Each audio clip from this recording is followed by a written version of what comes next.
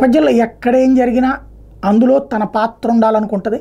ఏదో ఒక వర్గాన్ని నెత్తిన పెట్టుకుని లేదా ఇద్దరి మధ్యన సమన్వయం కుదిర్చే బాధ్యతలు చేసే దేశంగా ఉంటుంది ప్రపంచ పెద్దన్న అమెరికా. కానీ ఇప్పుడు ప్రస్తుత పరిస్థితి చూస్తే రష్యా ఉక్రెయిన్ యుద్ధం ఫ్లేరప్ అవుతుంది. అమెరికా పాత్ర ఏంటో అర్థం కావట్లేదు.